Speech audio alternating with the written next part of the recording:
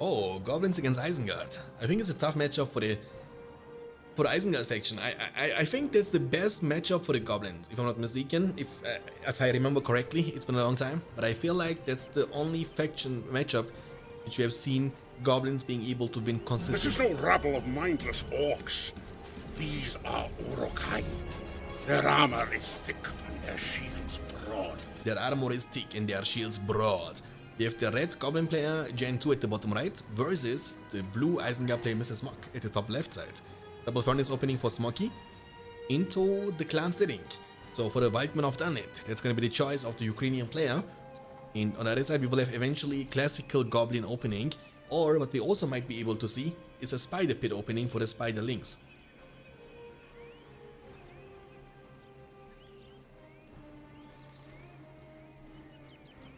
And where is Isengard when we need him, you know?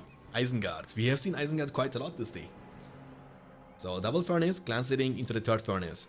And again, like I said many times, he's also using the stones on the ground as a neutral way of protection to keep the buildings a bit more in a safe spot.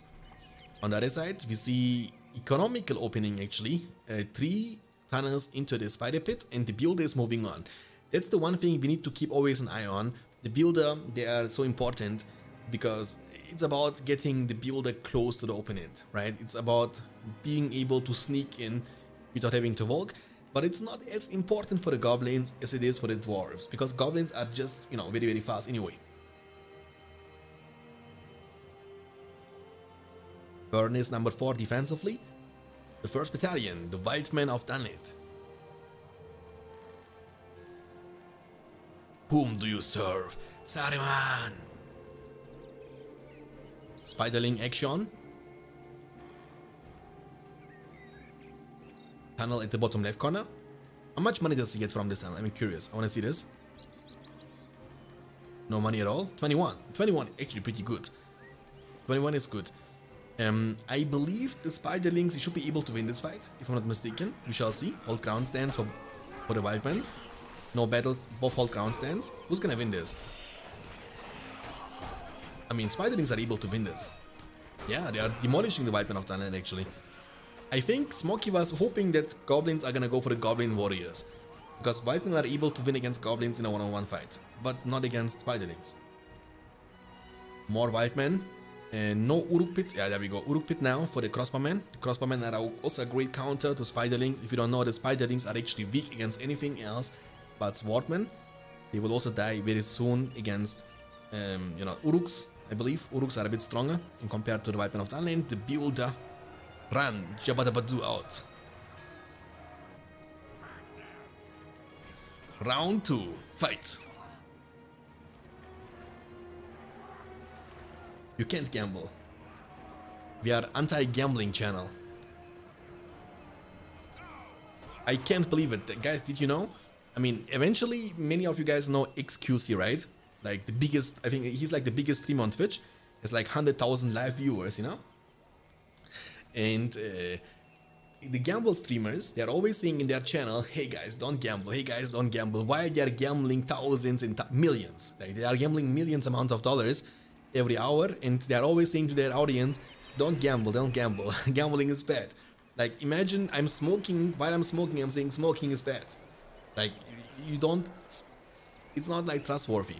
Anyways, even though he's saying gambling is bad, don't gamble guys, I think there was like a new on Twitter news, his audience in a few days gambled $17 million.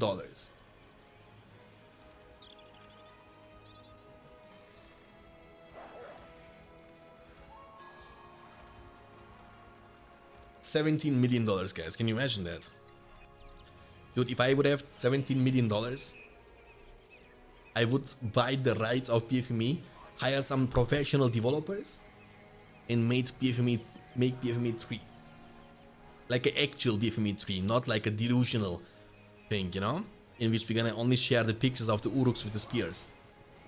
Actual game. The tunnel is gonna be taken down slowly but surely.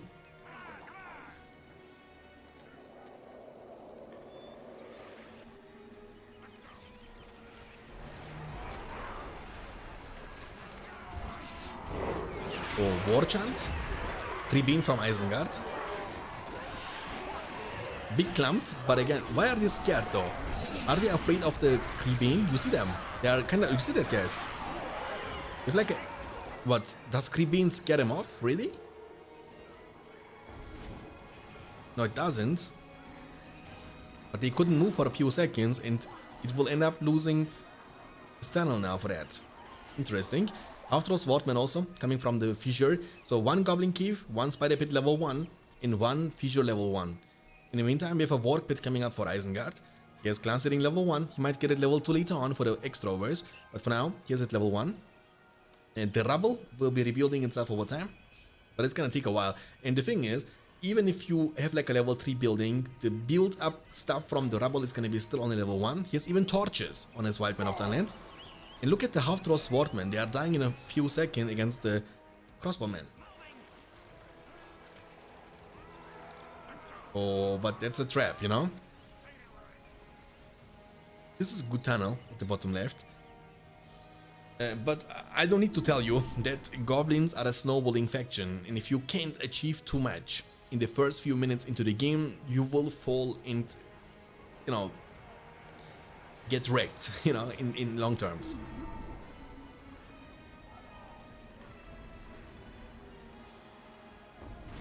Welcome back, T-Mac. Oh, big push is incoming from Smoky. Wildman of Dunland with the torches. Torches have like a similar effect to the Siege Hammers. They are actually dealing so much more damage. But again, the thing about this Wildman of Dunland is the pillage, which makes them stand out. They are so good. The furnace is gonna be protected if I'm not mistaken. The Uruks, they should be able, or nice positioning from the half-throw Swordman. They are being body blocking actually the Uruks. In the furnace, almost level 2, but won't reach it quite yet. Will be taken down. 350 command points available for Isengard and 450 for Goblins. But there comes a big push. Oh, this push is looking dangerous to me. Spider Riders, they got, oh my goodness, did you guys see that? What a timing! They trampled a lot of them as they entered the battlefield. Did you guys see this? He clumped fully against Spider Pit level 2, but the Spider Rider just came out in the last possible second, and as they come out, they trampled everything completely down. What the heck was that? And the building is gonna be saved. It's a huge commitment from Smoky, and the commitment is not gonna work out. And, you know, that's a great starting point now to turn this game around. Now the Goblin faction has a momentum, but there is another army rising for Isengard player Mr. Smog. He is still at a Furnace level 2, which is extremely important, 2 of them actually. And that's gonna increase his command points to 450 now. We have 600 command points available for Goblins. He's expanding very nicely, aggressively, but you need a lot of units. And what is the counter now? Like basically, as you can see, the army from Isengard has no pikemen including. It means the Spider Riders, they can actually be good. However, I genuinely can't stand Spider Riders in this game because I believe they blow. They are not good. They don't have the damage output, they are not tanky enough. Their trample is meh, you know? I just don't like them. Which makes the Goblin faction actually kind of bad against Archer spamming faction. That's why it's so hard for Goblins to win against Ingmar or against Elves, you know, because these factions, they like to get Archers, a lot of them, later on, and then you will fall apart. Because you have not a really easy way to deal with Archer spam. And, you know, that's like an iconic situation for the BFME games. You know, Archers are just broken. They are just too good, you know? And Goblins have weak archers and also weak counter to archers. But I mean, obviously you can crush them with the power points, you can use Watcher on them, you can use Wildman of Dunland on them, and then you can do some stuff like this. But other than that, the Spider Riders, for the price they have, they cost 600 each, they cost more than most cavalry units, and you also need to get your Spider Pit to level 2 to be able to recruit them in the first place. I feel like they are not very good. But another push is incoming from Smoky now. We have 500 command points available for Smoky, and in total 550 for Goblins. And the thing is, those tunnels, they're gonna be discovered now, and it will be slowly but surely going down. And if you don't demolish it in time, you will lose even more money of that to the pillage of the Wildman. Warchant is available almost for Smoky in about 10 seconds. Warchant and Tainted Land is on cooldown for Goblins. Biulda is gonna be shot in the face by the crossbowman and gonna be taken down. Isengard is rotating, very smart move. He's coming from the bottom side. He was also able to find and destroy this tunnel at the bottom left corner. Very good, very good. There is one in the river, in the middle. We have a cave troll up on the field, but also cave troll is not very strong against against crossbowmen. The thing about the cave troll is, I believe that they are way worse than the mountain trolls. They are not good. I think few patches ago they actually nerfed the leveling up from a troll. So now the trolls, they need much more experience to get to level 2, which is not a problem for the mountain troll because they can eat. But you know, the cave trolls, they can't eat. GG's gonna be cold and Smoke is gonna be the victorious player in the first game. GG, well played. I mean, he was doing good at some point, but I feel like something is missing. And maybe it's me, but I feel like something is missing in this faction. Something is messed up with the Goblin faction. I don't know what it is. Okay, we have the same matchup the other way around. We have the Isengard player now, Gen 2. He was playing Goblins before. They also swapped the spots. At the bottom right, we have the blue Goblin player, Mr. Smog, who was the victorious player in the previous game with the Isengard army.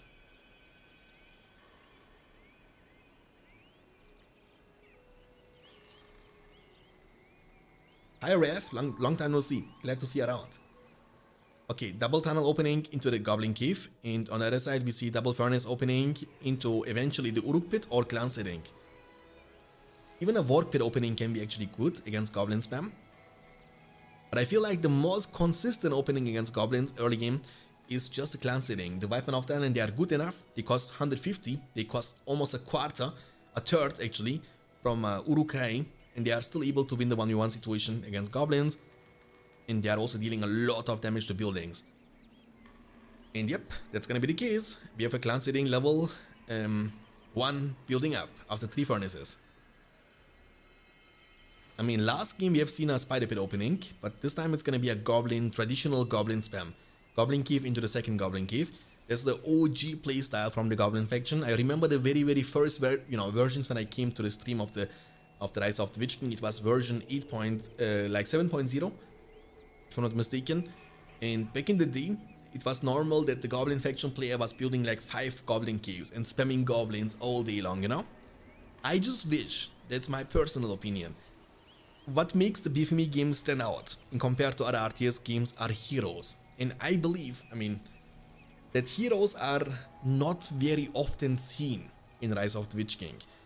And I wish that could be a little bit different, that we could see a bit more heroes, instead of only Azog from the Goblin faction. Looks like meat's back on the menu, boys! Looks like meat's back on the menu, boys, indeed. Like, how many times do we actually get the chance to see Shelob? Or how many times do we actually get the chance to see Drogov, you know? I wish that could, like, slowing the game down a little bit. Maybe the games are just ending too fast. Like, I would say an average game duration of the Rise of the Witch King is around 15 minutes. And the thing is, even if you get to the point in which you can finally recruit Drogov the Dragon Lord, he seems to be too squishy and dies in a second. Like, what I'm trying to say is, like, I think it's not rewarding to save money and sacrifice momentum to recruit a hero for 5,000, because he just doesn't seem to be strong enough when you get him on the field, if you get me, guys.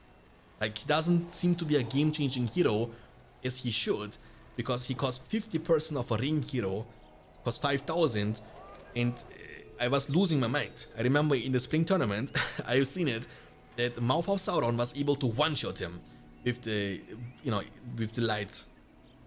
I was losing my mind. There comes a big commitment with the war chant.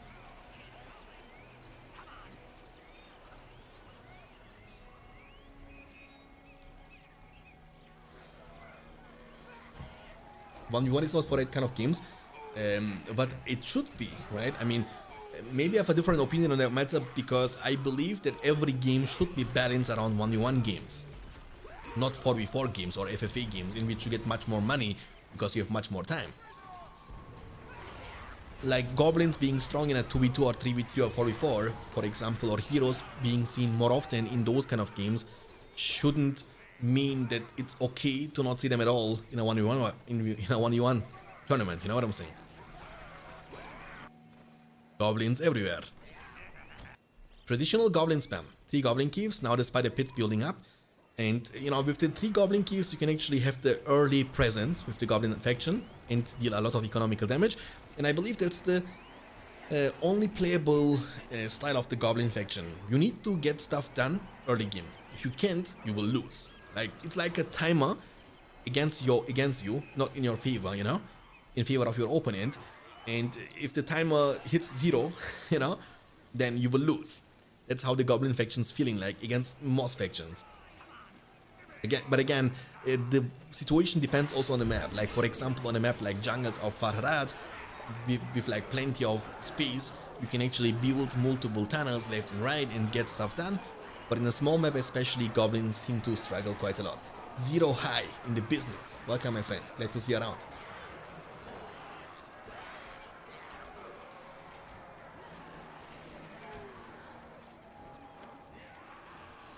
The zoom out got removed from the game, so only you as an observer can zoom out. The player can't. So the player has limitations. If he moves, for example, from this spot, and then he moves on with the zoom, he will get black bars around the screen.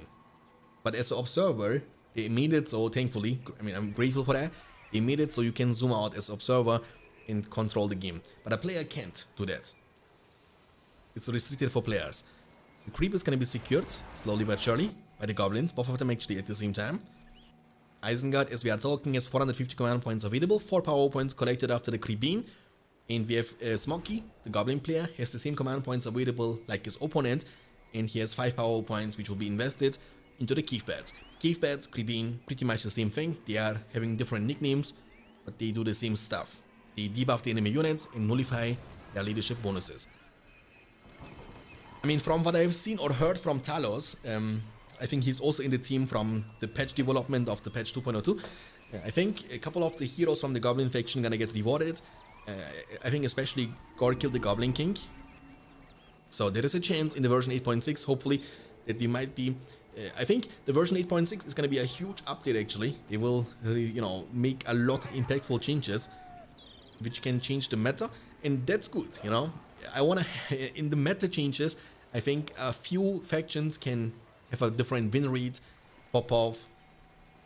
I'm not blaming anybody when I say that, because I think you know, making a 7 faction game 100% balance is literally impossible.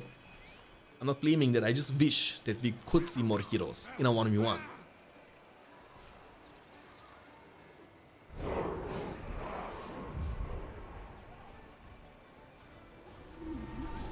The Furnace is gonna be taken down, big push, Spider Riders on the field, no Pikemen. And Isengard has not many units around because he's going for a counter push. Oh my goodness. Is he gonna go for the fortress? No way he's gonna do this. Is this gonna be base trade? No, he's not going for the fortress.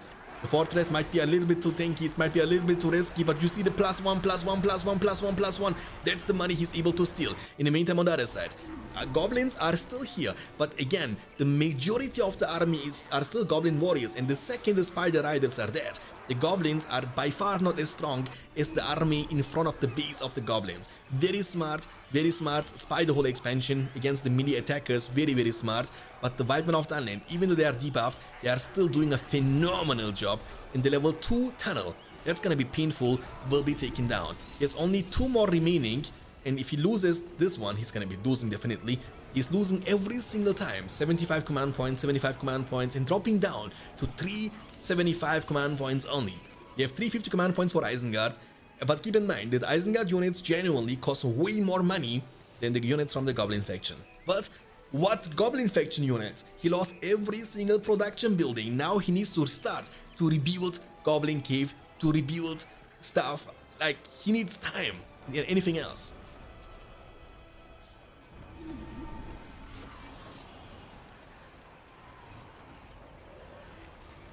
Removing elves from the game could be a good change. Elves are kinda boring, right? Imagine Dragov with leadership. Doesn't matter. It doesn't matter in this game, Swovenjo. Leadership doesn't stack in this game. You can have 5, like, think about the Men of the West faction. Boromir has leadership, Theoden has leadership, Faramir has leadership, like, Eomer has leadership. Doesn't matter, because you can't stack it. You can't have more than 1 leadership at the same time.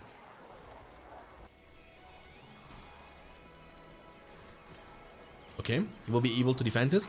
Smoky shouldn't lose the Spider Riders though. He has only this 2 and he lost the Spider Pit. It means he will not be able to recruit anymore anytime soon, but we have Azog up on the field. The most beautifully designed goblin hero. Looks like the guy with the mask, you know what I'm saying, you know? Jim Carrey. Look at this picture. Not very handsome. 7 power points collected and 9 power points collected for Isengard. Devastation could be actually quite helpful to get a bit more money going. But again, in the version 8.5 they nerfed the amount of money you can make from the industry, and also Devastation, you can't make that much money anymore from these 2 abilities, which was also a nerf obviously to the Isengard faction. But Goblins falling apart, and again, like I said, I believe there is the timer almost at 0, which will turn it heavily into the favor of Isengard. Because you can't win in late game, I believe. Prove me wrong, Smoky, but I don't think you can win against Isengard in late game. It's Goblins.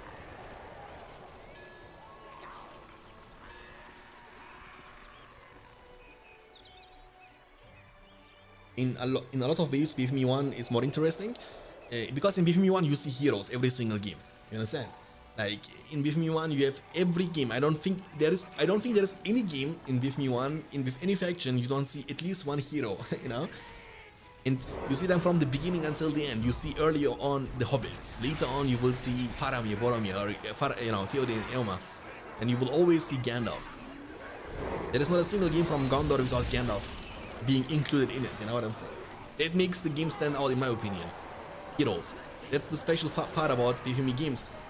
These are the heroes and power points. But Azog though, Auftross though, he's fast enough, right? Right? Sharku!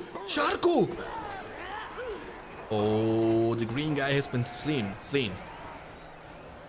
I mean, that was kind of buying a little bit time for Smoky, I guess, and he will also be able to find a couple of these furnaces and take them down. He has a Fissure level 1, a Goblin Cave level 1, and the only remaining Spider Riders over there.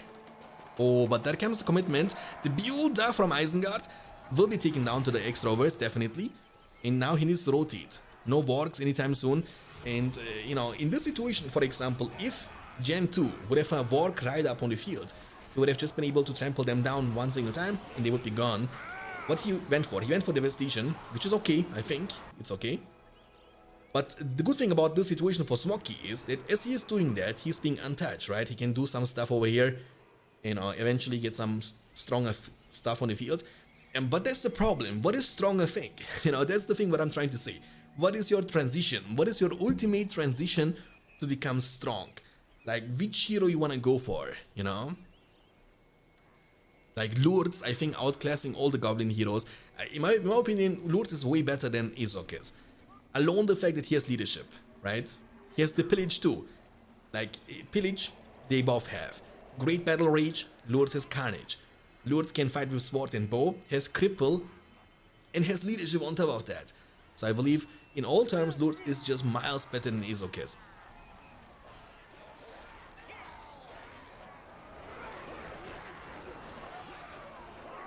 Oh, Sharku is only level 1 though, but Isengard is getting out, you know, Oh, hold on a second. Oh, it looked like they have Forged Blades though. No, it's not the case though. They have not the Forged Blades. Isengard is definitely way more units up on the field. Hard Pound, Micro Lol, thanks for the follow, appreciate it. We're gonna enjoy your stay, thank you. The Furnace, the Builder, he already lost the Builder like a few seconds ago. Would be a disaster if he loses yet another one. Hopefully that's not gonna be the case. Okay, he should be in a good spot. Okay, Sharku, level 3. Lots of tunnels around the same area. So once one of them is gonna fall apart, I think it's gonna be like a domino stone, and then everyone else of them, everything will be falling apart at the same time, simultaneously. Because the Goblins, they can't afford for a defense. I don't know what Smoky is doing. Does he have money, or does he have something cooking from the fortress? Because it seems like he doesn't recruit too many units. He's so poor. I mean, he has Goblins inside the tunnel, I guess. But the Viper are gonna be still able to take it down. And again, every time they deal damage, they make you lose money. Azog. Not Azog. Sharku. Talking about Azog, I'm actually curious if he's gonna get him on the field anytime soon. And the thing is, the goblins have right now, as we are talking, 650 command points in total, right? I mean, he has lots of untouched tunnels now. Watch that. 1, 2, 3, 4, 5, 6, 7. 7 tunnels around this area. But as you can see, they are being really close to each other, especially those 3, right? They are very, very close. It means if the Isengard player pushes from this location here, he has the chance to make bam, bam, bam, right? Because they are so close to each other, right? And this, especially this one, is important because he's getting 100 command points from this one exclusively. Sharku is coming to support the army. The furnace is going to be taken down. There is the Creebane or cave beds. Isengard is also now the Wildman of Dunland special summon, and I think you can use it for this level 3 tunnel. There is no counterplay to that. Like here's Spider Riders, he was able to save them, they are also level 2, but only 1 battalion. Sharku defending, trying to defend. The War Pit finally building up. And goblins, beside having no real counter to archers, they also don't seem to have a great counter to cavalry. Like, now you can say, but how those weapons are good. Yeah, they are not bad against cavalry when they fight, but they have not the revenge damage, they don't have the trample damage when they charge into you. Because they are like Elven warriors in BFME 1, they are immune to trample, but they don't deal damage either, you know, when you go over them. Not even the half-throw pikemen do that, right? Oh, what happened actually here? Hold on a second, what happened here? How did he lose every one of them Wildman of Dunland? What happened here? I'm very confused now. He summoned the Wildman of Dunland with the war chant, right? And he couldn't get anything done. How is this possible? What did I miss? What messed them up that much? The level 3 tunnel is still remaining on the field. Interesting. I think Sharku should be sent forward and finish the job, you know? There's also cave beds upgrades on the fortress, which by the way gives Isengard insane amount of vision control. Look this. This is the vision from Isengard player. You see how much he's able to see? He's able to see everything from this location until here. Just because of the 500 he invested on the fortress. Like, that's a lot of vision control. Holy guacamole. What is our baby's name? Thank you, Ash, for 10 months. First of all, thank you. Ashro TWK just resubscribed for 10 months. Ahoy. I will represent the men of Gondor. What is our baby's name? Give me Dwarf Banger 1, 2, 3. Thanks for the follow, appreciate it. The baby's name is gonna be Aras. Aras. You know, he's not there yet. In about 4 weeks from now, he's gonna get born. And his name is gonna be Aras. A-R-A-S. My son. I still can't believe it. You know? I'm looking forward. I mean, his room is ready, everything is ready, everything is prepared, everything is waiting for him. You just wait for him to come and hit like a truck, you know? Everything is ready for him, for the boy. 625 command points of Smoky, he has 14 power points in the bank, 15 is gonna lead him to the Watcher, which can be definitely used to defend one big push. The Watcher is acting extremely strong in a defensive situation when it comes to crush an army. He's gonna use the Weapon of Dunland defensively though. We have Lourdes up on the field now, and looks like Smoky didn't even bother reviving his Azog. Lourdes should have been a hero which should be recruited way before, in my opinion, just so you can get him level 5 faster. Is it possible to find Gollum and Awake Sauron? Yes, sir. But I think it's disabled on this map. Like, I believe you need to enable it. I mean, in most maps it's enabled, and also in the tournament it's enabled. So there is a Gollum hidden, you know, lurking around the map. And if you can kill him, he will drop the ring, you bring it to the fortress, and then recruit either Sauron or Galadriel. You've seen already a couple of times, also.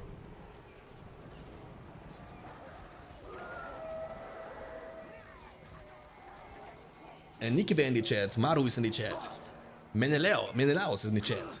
Guys, thanks for tuning in, appreciate it. Means a lot. Okay, boys, so we have 400 command points available in the Watcher for Smoky. He's up to 725 command points in total, and boom, son, there comes the Watcher, wiping out the army from Isengard. Very powerful summon, but again, you need to invest 15 power points for that. Now the question is, can he get to 25? Because there is one thing about the Goblin faction. We have only talked about the bad stuff, but there is a good stuff about the Goblin faction, and these are the power points. Goblin faction has very, very strong power points, right? Especially the 25 power points. You have the chance to either choose between Balrog or the Summon Dragon, which is the best ability when it comes to deal economical and structural damage to your opponent. If Azog on the field, and now the waves are coming in clutch. Waves of units. And Lourdes, very low, you gotta watch out. Azog can definitely kill him with the Great Battle Rage, which is currently on cooldown. You have seen the Vision of Palantir, you see the animation, they are walking. But the thing is, Vision of Palantir will slow down the 15. You might go for the Vision of Palantir, which you need, by the way, if you ever want to go for the industry. So remember, just like the Mortar faction, Isengard has the chance to go for the industry too, but for that reason you need to first of all pick up the Palantir from your spellbook, which he has the power points now for. But he's down to 375 command points only. So industry on this one behind maybe, that's gonna be eventually helpful, but again, in long run, it will delay you a lot, and you will now need 14 power points for the 15, and then 25 on top of that, to be able to use your own stuff. I mean, Isengard has the chance to go for the Dragon Strike, which I believe is one of the worst 25s in the game. I just don't think it's good, you know? It's almost impossible to hit on enemy units, because you see them way before they can reach out to you. And against buildings, it's meh, you know? But also Isengard has the chance, just like the Goblins, to summon the Dragon. 425 and 800. So Goblins are spamming a lot. Isengard was never able to get stuff done, to lead heroes. No transition into the War Guiders for whatever reason, almost all game long. Azog putting on the Great Battle Rage and fighting. Bangsy in the chat.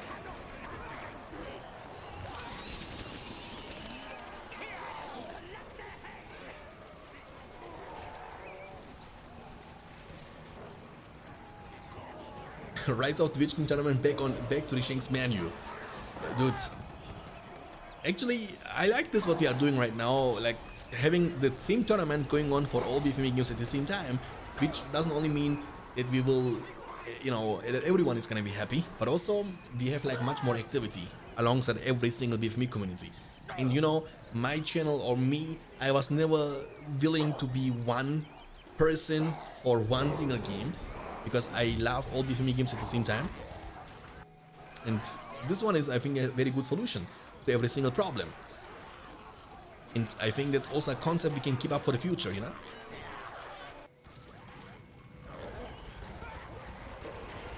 $25 versus 775.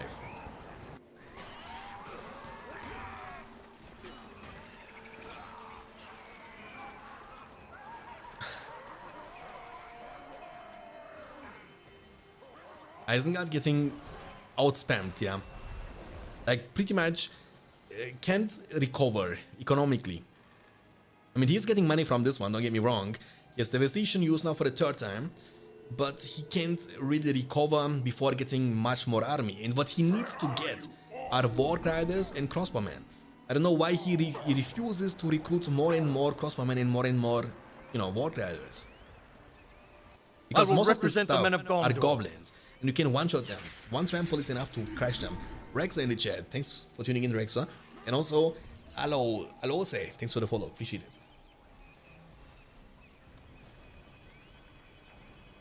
11 power points for Isengard, but the problem is we have 8 power points and he's only 17 away from his dragon. His dragon is game winning.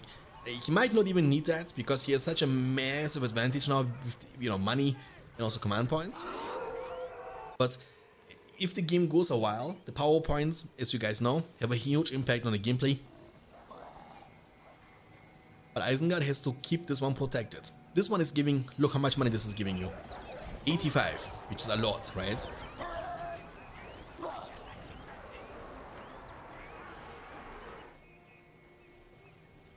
Okay, I think after this game we can also see Inumara versus AWH. I don't know if they are still around, but I thought the game is scheduled for today. So it would be nice if we can get to see AWH versus Inumara in BFME 2. They are also very, very strong. Inumara was able to reach the finals in the previous BFME 2 tournament against Sauron.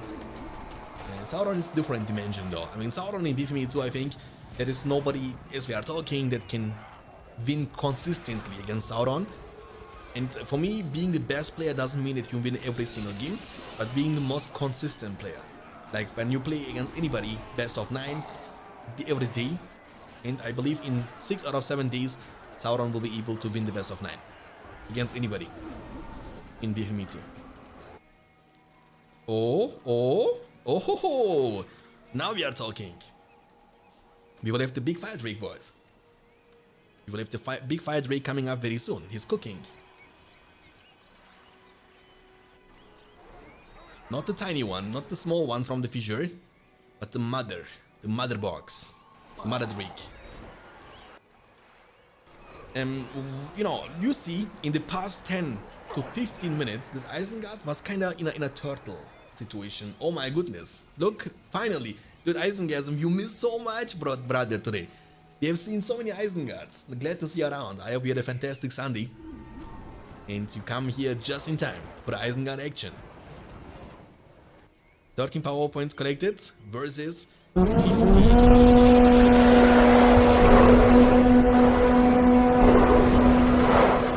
Stop. A new power is rising, and victory is at hand. Oh, it's a few seconds off. He's gonna be joining the battlefield very soon. And can Lord cripple Fire Drake? I don't think so. I don't think the Fire Drake is considered as a hero.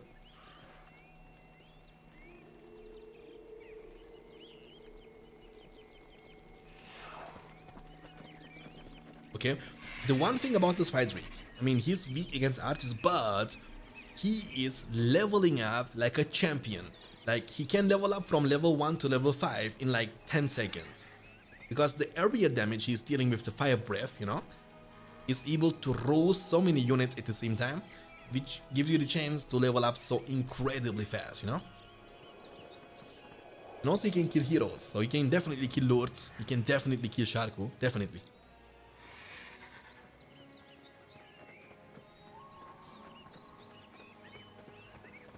Will there be a good versus evil tournament again? Yes, sir. We always do that, you know? Like, the thing is, the idea is to switch up the format a little bit, you know what I'm saying? I mean, that's why I call them El Clasico, because that's the matchup style I like the most, you know? Like, good against evil, just like in the films. But again, we don't want to have the same format every single time. So we do this now, we do another one, another time was something else, and then something else again. The King, thanks for the follow, appreciate it. Hope you're gonna enjoy your stay. Thank you. Oh, he's on the hand. Look how fast he's leveling up. He was already level almost 3 in a second. Look the buildings damage though. Look. So strong. Look level now, please. You see a full level he gets from destroying one single furnace. A full level. Hold on a second. The Watcher available for both the players. Yeah, also for Isengard and for goblins too.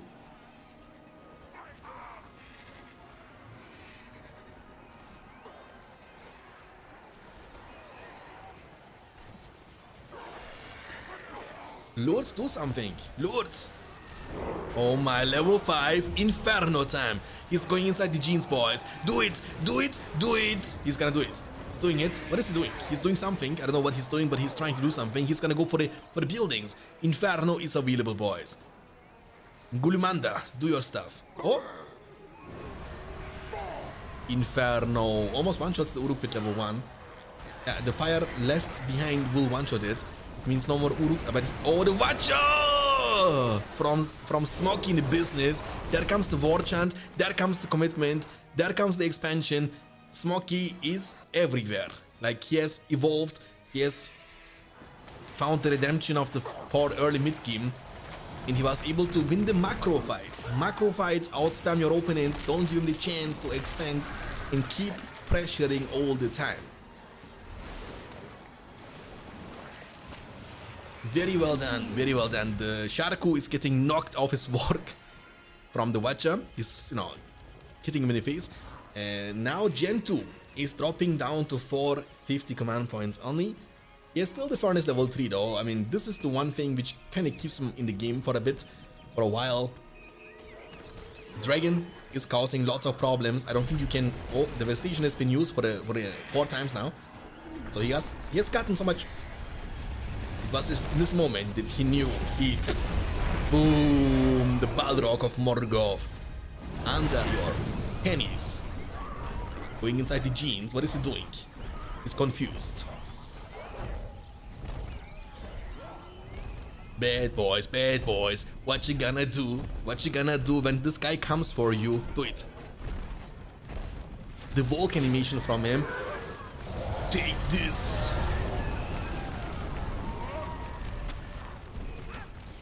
Kill the furnace level 3. Whip. Pew!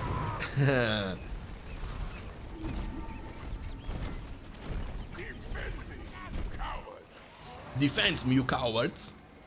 Lords is screaming, he's using Palantir. This guy is sprinting now, he's running wild, but the goblins, they are catching you. They are faster than you, Lords.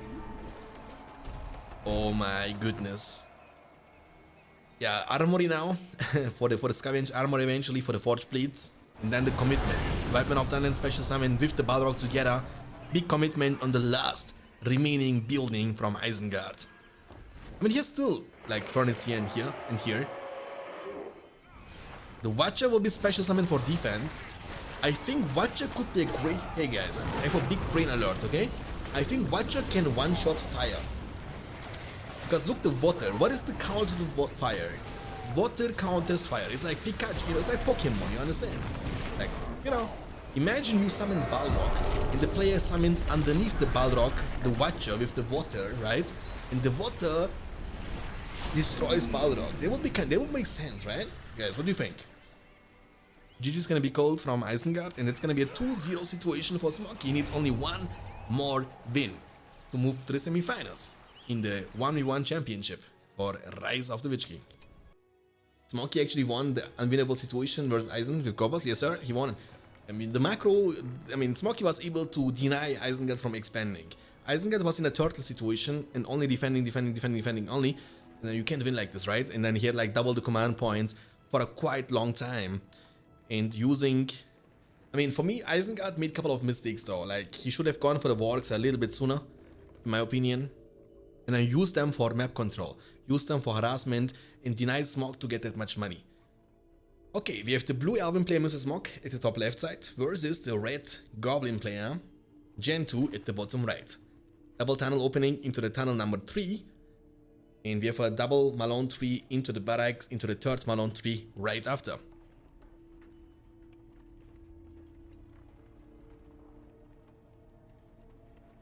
ProSlice has been watching for 2 days and 3 hours. I wish our Benzi could show this. Or where is Hisoka actually? Dude, I've not seen Hisoka for a really long time. Like Hisoka, you know? I've been missing him for a long time. Okay, we have a pikeman opening for elves. On the other side we see a fissure opening for goblins. So for whatever reason Gen 2 doesn't like goblins, you know? He doesn't like the goblins. He was also not going for the goblins in the first game against Isengard on the map Sakura Forest, and also not this time against elves. And the thing is, I believe, that's still my opinion, like goblins being able to win one time in the mid to late game doesn't mean that they can do it every single time. I believe goblins is just like an early game faction that has to get the necessary lead in the early game to snowball the lead and finish off the game in the mid game. Especially against elves, with their Mirkwoods later on, with their archer heroes like Haldir and stuff like this, it's gonna be quite challenging for them to win against elves in long run.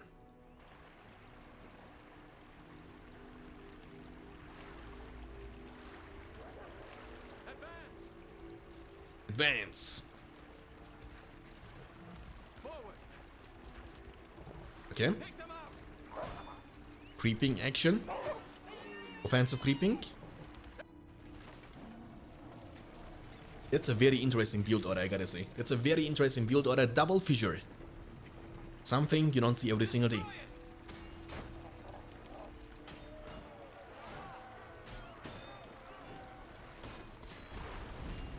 What is it gonna do? Is it gonna spam double half-throw swordman? I mean, it's too expensive though, that's the problem. They cost 400 each, you know? Like, they cost as much as Uruks and as much as Black Numenorians. They are strong, yeah, but I don't think you can maintain this Like you can't keep this up, I think. Especially when you lose a couple of tunnels, then you will have like 2 production buildings, but you can't produce from them, both of them at the same time. So the thing is, that's like the traditional 101 playstyle. Pikeman, creep, swordman, and then push. But in this push, he will also have 1 archer.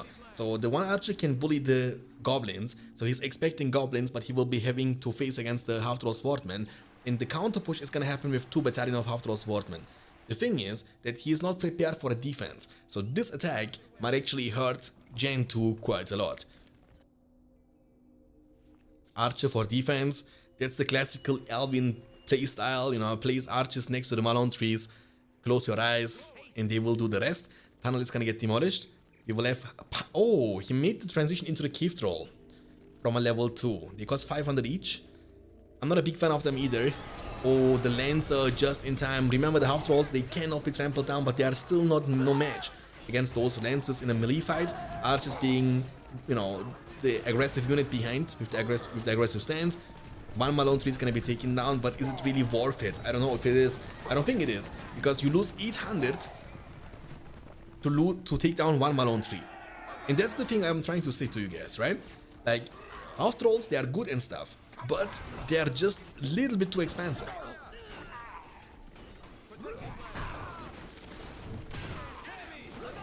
Oh, almost 2 years though. I mean, like, but in 3 days, in 2 days, right? In 2 days, it's gonna be 2 years. Banana.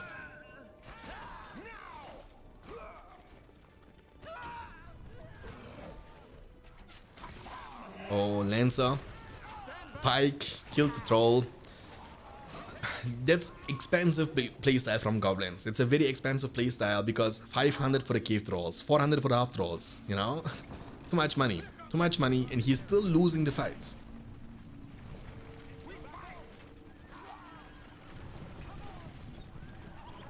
$400 command points versus 450. 1 Lancer, Pikemen and Archers. You see the placement of the army from Smoky. He's always positioning himself so that the Archers are in a perfect spot. Like they are in a phenomenal spot. They can't be really attacked in the situation, you know what I'm saying? And he's body blocking, even with the Lancers. So he's trying his best to keep these units away from his Archers. They cannot reach the back line.